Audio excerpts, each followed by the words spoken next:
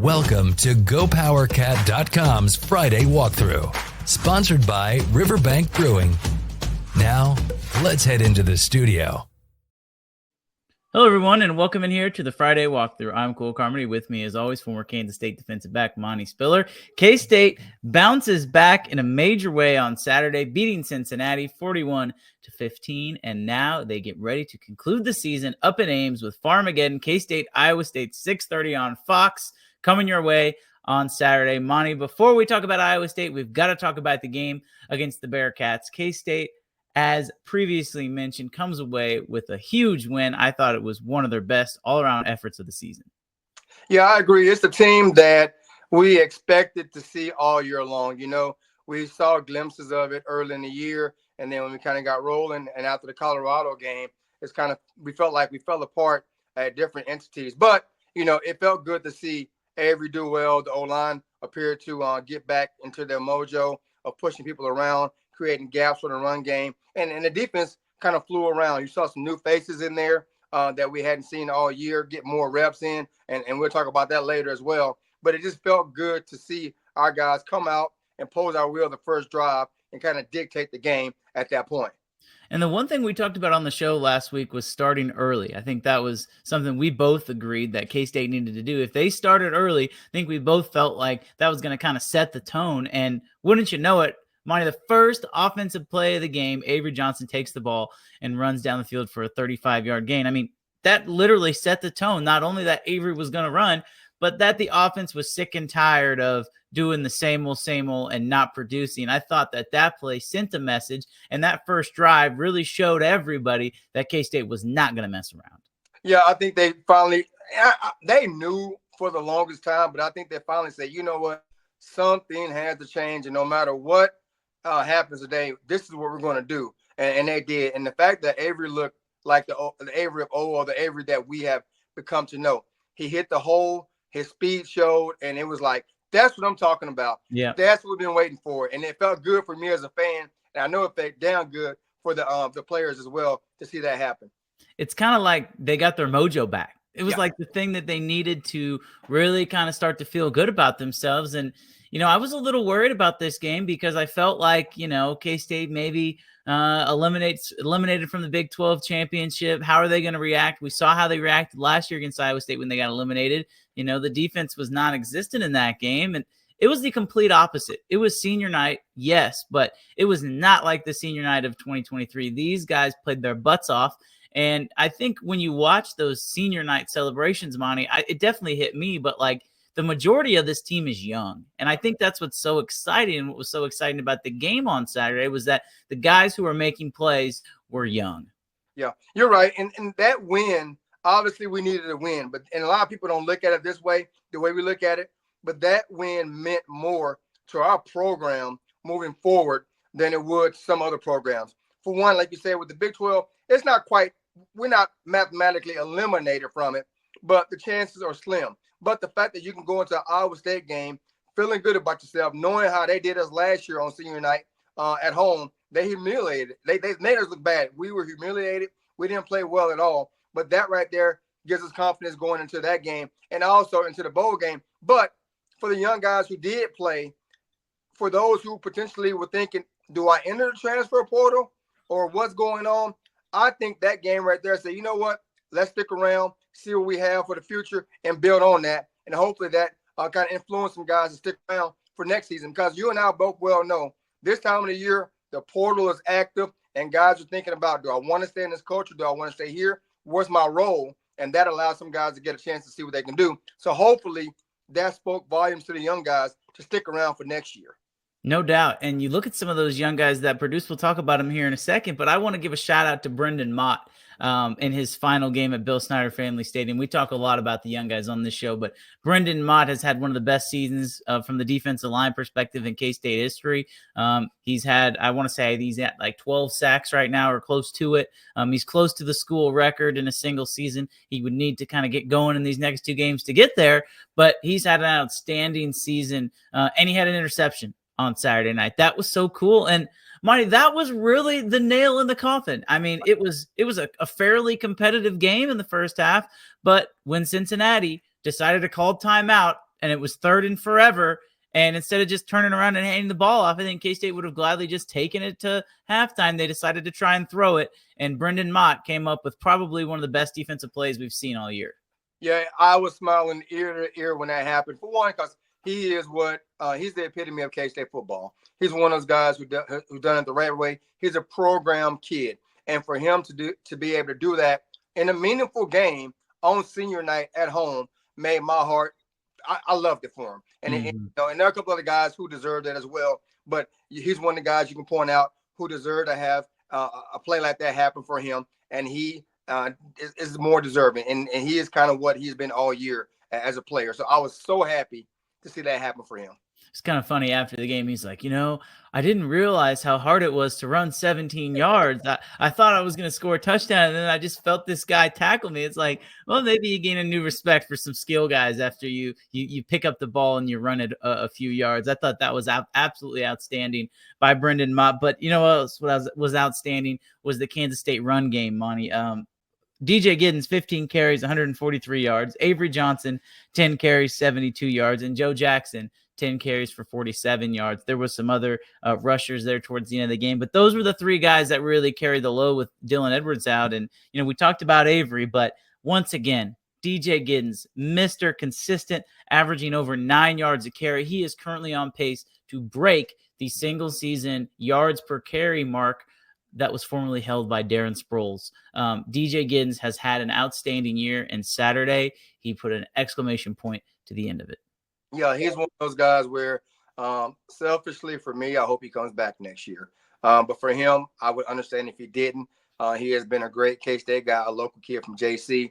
But DJ has been like a player that any coach would love to have on his team. And even when the last few weeks when the team was stacked the box against him, he never got frustrated. He continued to do his job. He knew that teams weren't going to allow him to beat them. But luckily for us, Avery got going early, and that allowed more gaps to be open for him. And when they opened, he took advantage of them. And he's one of those guys, when you hit him, he always falls forward. Not one guy bring him down. He's going to take 2 or 3 guys to bring him down. And even when that happens, he usually gets about 3 or 4 yards out the play. So he's another one of those kids where he needs to be celebrated. It's good to see him do what he does. And I'm glad that he's a Wildcat.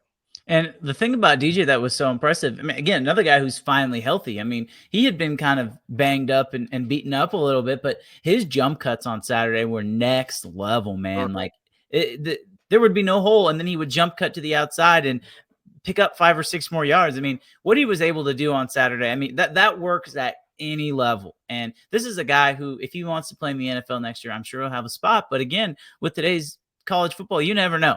I'm not so sure DJ wants to do that. I don't know if he wants to go pro. I don't know if he wants to come back. But however many more games he wears that purple, K-State fans should cherish it because he is a special player. And another guy who had an outstanding performance from the running back position on Saturday, we mentioned it, was Joe Jackson.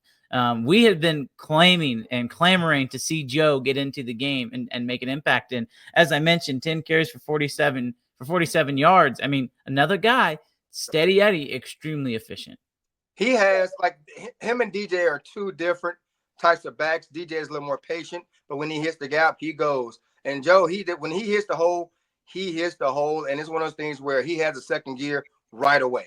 And he's built low to the ground, and he's one of those guys that you're not going to tackle. One guy's not going to tackle him, or you're not going to have an arm tackle. And that's a great threat in the open field or in the goal line. And it's good to see him be able to do that, because a lot of times you get teams who do have one back like a DJ and one back like a Dylan.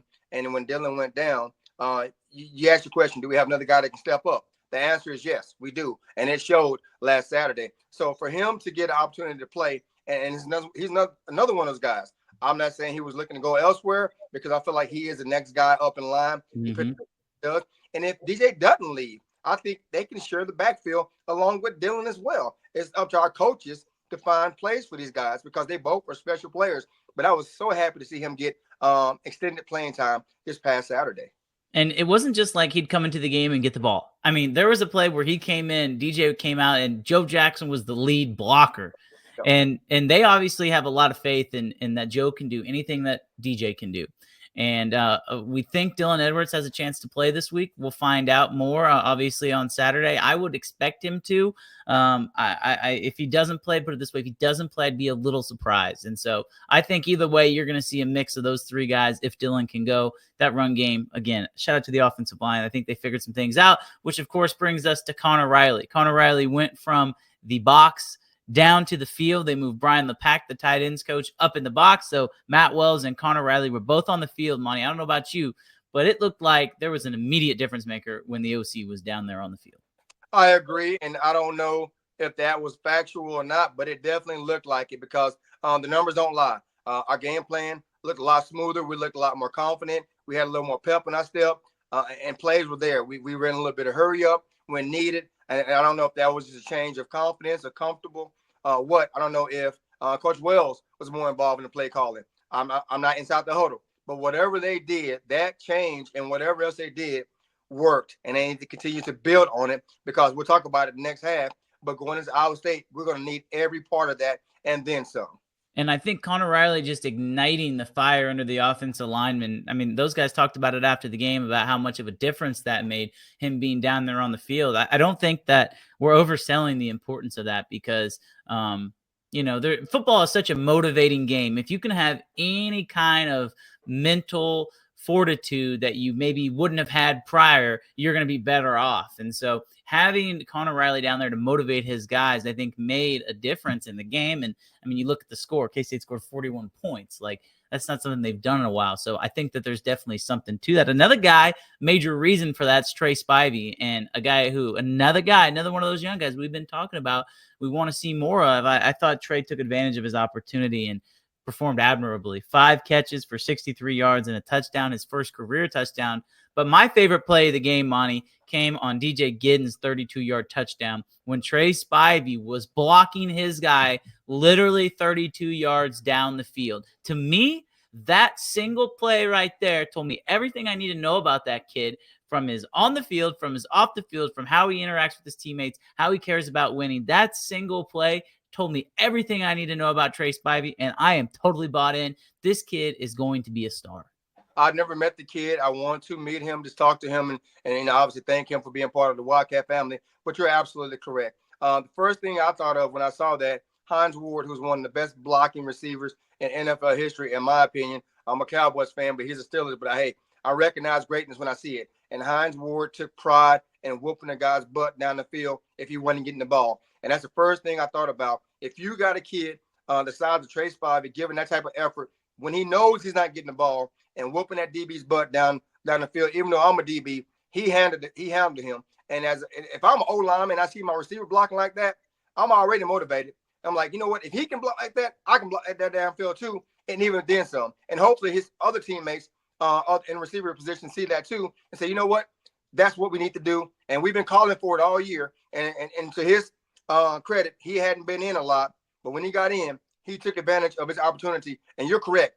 He is looking to be a complete player, not just catching the ball, but also blocking downfield for his teammates. I loved it, and I hope he continues to do what he's doing. He might be the biggest receiving threat right now for this team, which has to be a scary thought for Iowa State because they have hardly any tape on this guy. They don't know what he's good at. They don't know what he's not very good at. They don't know what the routes he likes to run. And so I think that's kind of something that K-State can use to their advantage when they head up to Ames on Saturday. I got to ask you about the defense, Monty. I mean, only holding Cincinnati to 15 points. I thought it was a pretty good defensive effort. But to me, the thing that stood out the most was K-State's ability to get off the field on 3rd and 4th down. We did a lot better. Me and the person I am and watching the game and then going back and watching it again. There were opportunities where Cincinnati quarterback missed some guys that were open. We were grateful for that. Not saying that it couldn't happen in any game. But on the flip side, a higher percentage of the time, we forced 3 and outs. We forced turnovers, and we got off on 3rd down, which we hadn't done in a long time. And the biggest thing that I noticed, there was communication on the back end, and there was not a lack of job duties. Guys didn't make busts in the open field. Guys weren't running around pointing at each other like, I thought you had him, or I thought you had him. Everybody appeared to understand what their job duties were and their responsibilities were and were in the right place when needed. And also, as far as man coverage, there was not a lot of cushion. Right. Guys were running routes we were basically running the route for them and being on top of them and breaking the ball up, not just getting there after the fact and making a tackle. So, yeah, you're correct. Defense looked a lot better than they did the last couple of weeks, and it looked like a lot more cohesive as a unit and a lot more confident and coming downhill, making plays. So that's something we're going to need going into next week up in Ames. But that was the first time in a long time as a defensive unit, we looked like we knew what we were doing on every aspect from the D-line, linebackers to the back end in the secondary as well. I thought Jacob Parrish was outstanding, by the way. Yeah, he balled out. I mean, they threw at him multiple times on fourth down. I'm just sitting up there going, okay, yeah, throw it at the team's best corner. That makes a lot of sense. But Jacob had an outstanding game. You mentioned it. The secondary played well. Austin Romaine, VJ Payne ended up the leading tackler, including a pretty big hit late in the game. I thought it was a really, really good defensive effort. And shout out to special teams, by the way. Perfect. All were perfect. No missed extra points, no field goals, no bad snaps, no bad holds, no bad punts. Perfect on the special. I wasn't surprised. Yeah, I watched. It's so funny. As many games as I watched in person and on TV, I watched special teams, but I never watched extra points. Right. I did Saturday, and I'm like, what are we doing? And it's like, the first one we got, I was like, yes. Second one, I'm like, okay, their confidence is back. They got rid of the yips. Whatever it was, they got it fixed. So it was good to see those guys make those. Because I felt bad for the young men that had to. I get it. They have, like people say, they have one job. That's true. They do. But they're human just like anybody else. But it's good to see they went back and fixed the problems and are back to doing what they are good at doing. So I was very happy for that aspect of special teams.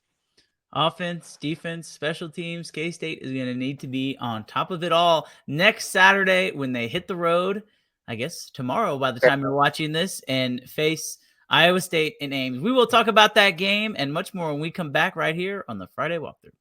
It's time to take a break for our sponsors. We'll be back with more from GoPowerCat.com. Nestled in the heart of beautiful and historic Council Grove, Kansas, Riverbank Brewing is the perfect place to stop before or after the game. Riverbank Brewing, located in downtown Council Grove. Now let's head back to the show for more K-State sports coverage from GoPowerCat.com. Welcome back in here to the Friday Walkthrough. Cole Carmody with Monty Spiller. Shout out to Riverbank Brewing for sponsoring this episode and every episode this year of the Friday Walkthrough. Kansas State hits the road to Iowa State, Monty. And before we talk about this game, I'm going to throw it all out there because a lot of people have been asking me this week, what are the potential scenarios for Kansas State to make it to Arlington? So before I look at this game, I'm just going to throw it all out there. So if you're listening, pull out your pencil, throw out your paper, start writing this down. And inevitably, I might screw it up. But here is your viewing guide. So hopefully, if you're watching this on Friday, you're enjoying your Thanksgiving leftovers and getting ready to watch Colorado and Oklahoma State. A lot of this is going to be dependent upon that game. If Colorado loses to Oklahoma State, then K-State would need a combination of Arizona, who plays Arizona State, so Arizona would need to beat Arizona State, and then Houston plays BYU.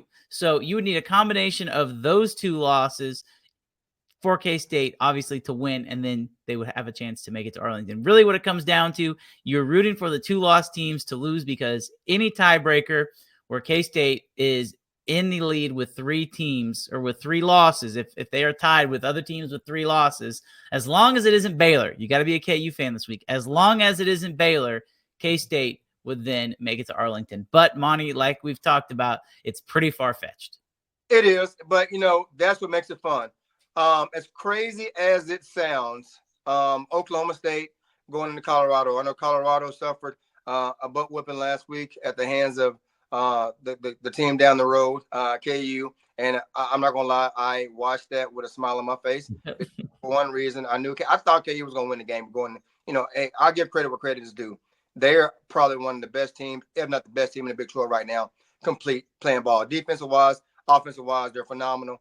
And I'm glad that we don't play them at this juncture of the season. It is what it is. But I feel like they're playing well ball. But going back to Colorado, a lot of people don't think about this. And if you look at the games prior to them playing KU, i.e. us, the common denominator is us and KU both have strong run games. And the teams in between they played did not have strong run games. Oklahoma State has struggled. They've lost some games that they probably shouldn't have, and they've been incomplete. But I'll tell you this, they have a strong run game. And depending on who's playing quarterback, their quarterback can run, and a running back can run. So I think that right there gives them a chance to stay in the game at a certain point. Defensive wise, it's hit and miss. You never know what they'll do. They have guys that step up at times. They have guys that have mental errors at times. But as far as offensive wise, I think Oklahoma State can give Colorado trouble because they do have a strong run game. Will they win the game? I don't know. It's senior day at Colorado. It's a Friday night game. Who knows? Houston is the game that concerns me more than anything else because they beat us, but outside of that, everybody else has handed it to them. Yep. So you don't know. Arizona State with a rivalry game, it's a toss-up. Raise your hand if you thought Oklahoma was going to beat Alabama last week the way they exactly. So you don't know. So there is a chance, but then we got to win our game. That's exactly right. Well, let's talk about that game, Monty. Kansas State comes in ranked number 24 in the country, according to the college football playoff, 8-3 record. Iowa State 9-2, number 18 in the country. Iowa State currently a 2.5-point favorite. The over/under, according to Vegas, is 51.5. 6:30 kickoff on Fox. Should be an entertaining matchup. And I've watched a lot of Iowa State this year, if for no other reason that it seems like all their games come down to the wire, Monty. And last week was no exception to that. They went on the road to Utah, which, again, I'm not surprised that was not an easy game. Utah, they're not a very good football team, but they always find a way to make it close or at least stay in games. And they're on their fourth and fifth string quarterback and still finding ways to hang in there. Iowa State ends up winning on a missed field goal at the end of the game to potentially tie it. Iowa State hangs on, wins by 3. But to me, the biggest issue for Iowa State in that game, and you talk to Iowa State people, they'll tell you, the quarterback run game has really, really hurt that defense. Yeah, and they play that 3-3-5 defense, and a lot of times you have to make adjustments, bring guys down in the box to add to the box when you do have a quarterback that can run, and then that open up the pass game. Now, how much of an issue will the pass game be with the temperatures being the way they're supposed to be? Who knows, you know? Yeah. But think about it is, though, Iowa State and K-State both are cold weather teams. It's not like either one of these teams have played in frigid conditions before, so that shouldn't be a big issue either way. But you're correct. With Avery being healthy and the run game, quarterback run game being the way it is, I want to tilt towards us, and hopefully we can throw more wrinkles in there to make Iowa State adjust and create gaps. You know what I mean? We don't want to run Avery into the ground, but then also you do have 2 other backs, potentially 3 backs if Dylan plays, that can run the ball also. So hopefully that is an advantage for us. I look at what Iowa State does defensively, and they have really, really struggled to stop the run in general. This is not the same Iowa State run defense that we've seen in the past. They're without several linebackers, and they really struggle to stop the run. UCF, KU, Cincinnati, and Utah all had huge numbers with the quarterback, and we're talking over 50 yards for the quarterback run yards, and I mean that takes into account sacks too, so it's not just net. I was really, really surprised when I looked into that stat, but this is what Iowa State struggled with. Now, on the flip side, their passing defense has been elite. As far as efficiency ratings go, they're top 10 in the country. So I think the game plan for K-State is you have to be able to run the ball. And if you're Iowa State, they're going to load the box. But the problem of loading the box is with that quarterback run game, I mean, you essentially take out a defender by reading him. And so if Avery has a pole read and you're loading the box, you get to the edge and there's nobody there to catch up to you. And that's when big plays happen. You're correct. And Iowa State's a well-coached team. You alluded to it just a second ago. They have some decent linebackers, but they don't have the dudes that they've had in the past. And their defense have been stellar because they've always had 1 or 2 linebackers that could shut down the middle or be a great run defender or a great pass drop also. And they're not saying they're bad linebackers, but they're not elite like they've had in the past. And that makes a big difference based off the defense they run. And K-State has to utilize that and take advantage of it. Honestly, I think K-State needs to control the game and keep Iowa State's offense off the field because they're hit and miss too, but when they're on, they're tough to stop. But on the flip side too, we have to play mistake-free football and also win special teams. But offensive-wise, yes, the run game has to be on point for us to have a chance to win.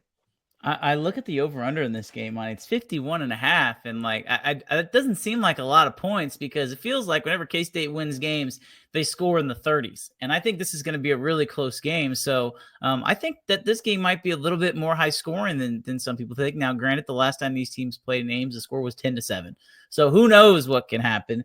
But I look at what this Iowa State team does on offense, and you know what? What does K-State struggle with? They struggle with defending the pass, and Iowa State is really good at throwing the football. Rocco Becht and Avery Johnson have very similar numbers, except for Rocco Becht's thrown for about 600 more yards. Jalen Knoll and Jaden Higgins both are going to be joining the 1,000 yards receiving club. K-State's highest receiver is Jace Brown. I believe he has close to 700. So they definitely throw the ball a ton, but it's Higgins and Knoll. Those are the two guys that they really go for in the passing game. So I think there's going to be a lot of pressure on Keenan Garber and Jacob Parrish this week. Maybe not to limit, but to limit the big plays. You'll live with the 10, 12 yards in the middle of the field, but it's the 35, 45, 50-yard bombs over your head that really, really can be crushers. And we saw that last year when these teams played in Manhattan.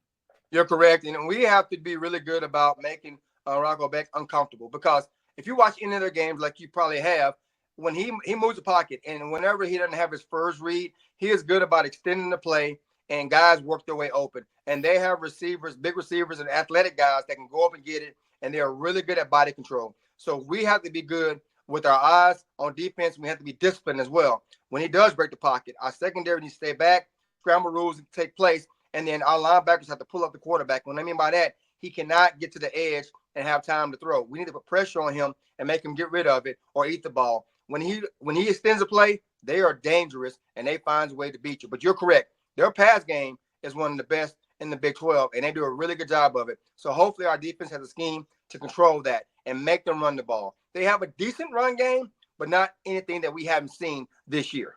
Yeah, no doubt. There's really three guys that split the load on offense for them as far as running the ball goes. That's Carson Hansen, the redshirt freshman, Abu Sama, who K-State fans are still having nightmares over, ran for over 230 yards in Manhattan last year.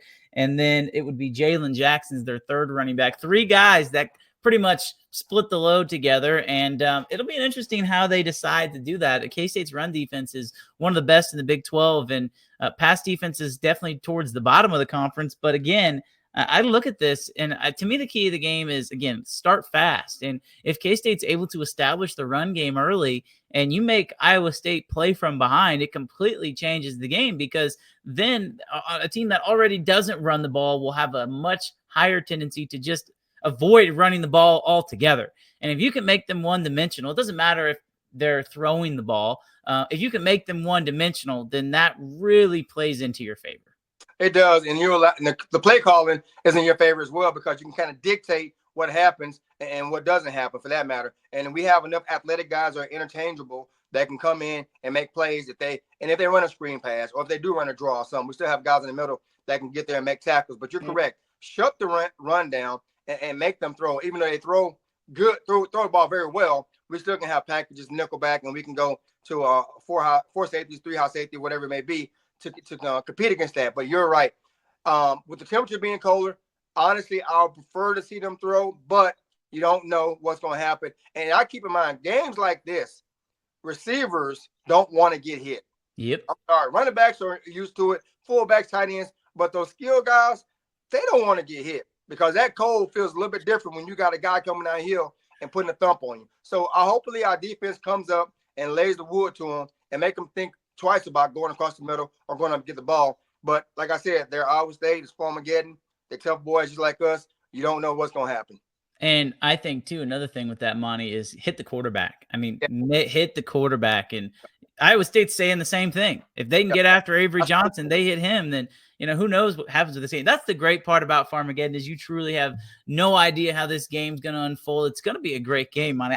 I look forward to it. I will be at the game. I'll be sitting in the press box and not on the field, which I'll be a little thankful for. But it should be a fun one, win and in pretty much for Iowa State. And obviously we talked about how K-State can still get in. There's a lot of implications. I think this is probably the most important game in Farmageddon in a long time. And so there's a lot at stake. But my thing, and I'll end with this before we get to our predictions, the reason why I like K-State in this game is because they are going in with absolutely nothing to lose, and Iowa State has everything to lose. They're going for their first 10-win season in the history of the school. They're going for their second Big 12 championship game under Matt Campbell and a potential college football playoff berth. On top of that, it's senior night and a team that it's going to be a tough game. Like, there is so much at stake for Iowa State, and I wonder if there's any kind of slow start, if doubt starts to creep in, because usually when we see this, if the teams are equal, the team with nothing to lose typically finds a way to come out on top. I'm with you on that, and I'm going to flip it just a little bit. Now, I'm going to come from a K-State perspective. If I'm a player on this current team, and I played last year, first thing I'm going to say to myself is, and it's on us, they came to our house and whooped our butts at home. I don't care about the snow, whatever it may be. They handed it to us. That was embarrassing as a team, especially for the defense. That was embarrassing. So I remember that, and that's motivation for me. Like you just said, too, it's senior night for them. That's motivation for me. They have a chance to make it to the Big 12 championship. That's motivation for me. Regardless of what have happened the day before or early in the day, I'm thinking I want to win this for one and finish strong in the regular season. And if I can spoil 3 different scenarios for them, that's positive. Why not do it? And let's do it. Let's take it to them. It's final reason to spoil them and keep them at the point where they're at. Not in the Big 12, not an 11-win season, and then also a senior night. That's the last game that they had, and they lost the home game to us. So I'm using that as motivation. You can call it what you want to call it, but that's what competition is about, baby. And I'm using that as motivation if I'm a player. No doubt about it. I think that's going to be the mindset for a lot of K-State players. There's going to be a lot of nervous fans up in Ames wearing a lot of coats with some hats and some gloves, but it's going to be a fun game, Monty. We'll get into our predictions here to wrap up the show. I'm going to avoid asking you the question of does K-State play in Arlington? I would much rather just assume that everything goes according to plan and we do another show next week. So I'm not even going to ask you if K-State makes it to Arlington. I will ask you for your score, but I'm going to give you mine first. I think K-State finds a way to win this game 31-28. This is going to be a game that I think there's going to be some points scored, but I think K-State's going to be able to run the football. I think we're going to see Avery Johnson have maybe the best game of his career, but I think we're going to see that those legs of Avery Johnson really, really pay off. The connection to Trey Spivey really pay off. I'll say that Chris Tennant hits a game-winning field goal as time expires and K-State wins 31-28. Man, you're specific. I'm not going to go as high as your score and call me crazy. I'm thinking both teams are well coached. Both teams understand what each other do well, so they're going to have a game plan to try to dictate the tempo. I'm going to say K-State 21-17, and I'm saying the special teams play in our favor is going to be the determining factor of why we win the game. I don't know what special teams, but I feel like special teams in a game like this always pays dividends. So 21-17 Cats. There we go. We both have a win for K-State. A win would have K-State finish the season at 9-3. And you know what they say, let the chips fall where they may. We'll find out K-State's future, potential bowl game on the horizon as well. We will be there to talk about it no matter what. Everyone, thanks so much for another outstanding regular season of the Friday Walkthroughs. We appreciate everyone so much for the support, for the love, for the likes, the comments, both positive and negative. Even Colorado fans, we like you too. Thanks so much, everyone, for watching. Enjoy the game wherever you may be, and we will talk to you next time. Thank you for watching the Friday Walkthrough, sponsored by Riverbank Brewing. This has been a GoPowerCat.com and Spirit Street production.